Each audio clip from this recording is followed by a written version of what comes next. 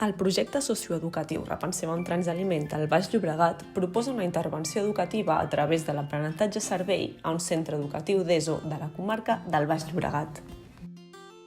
S'inicia amb l'alumnat treballant les estructures que vulneren el dret a l'alimentació i les conseqüències ambientals, econòmiques i socials que provoca el model de producció i consum actual, posant èmfasi en el malbaratament alimentari i les minves.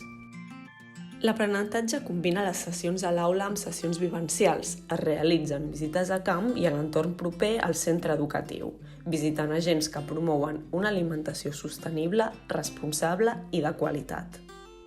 Durant la fase final del projecte, s'encarrega a les joves mobilitzar la ciutadania propera del centre, famílies i veïnat.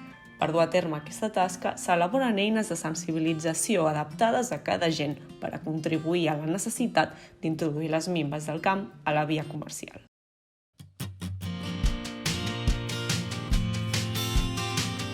On estem? Avui estem a l'Institut Maria Aurèlia Capmany. I què estem fent? Estem fent diferents activitats sobre Kamishibai i les minves.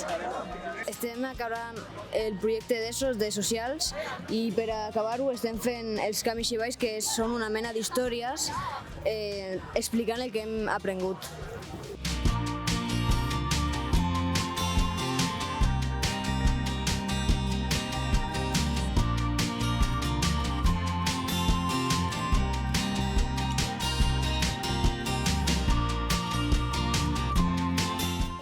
Això i dic, això està bo, i jo crec que deurien d'afegir les minves ja que tenen el mateix sabor.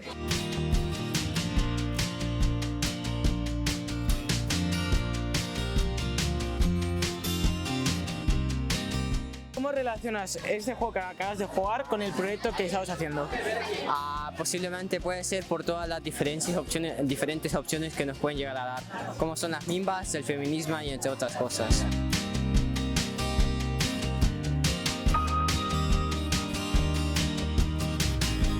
Estic escrivint el que m'ha agradat d'aquest projecte i a l'altra part escriviré el que menys m'ha agradat. I jo crec que el que més m'ha agradat ha sigut fer el Kamishibai i el que menys no ho sé encara.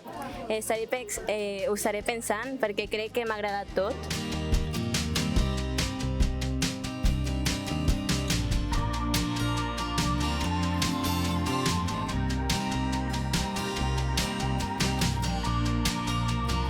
A través de este proyecto puedo dar consejos a familiares tanto como amigos sobre las minvas y los productos que son iguales aunque tengan algún tipo de deformidad. Entre norte y sur no solo nos separa la altitud y la latitud, sino que también el esfuerzo ante la luz. Treballar de sol a sol per després patir la explotación. Hombres o mujeres, ¿qué más da? Iguales lo tenemos que tratar. Reconocimiento merecen tener. Desprecio les hacen padecer. Els homes treballen menys, les dones treballen més. Més empatia, més igualtat i igualtat per a tots en el camp.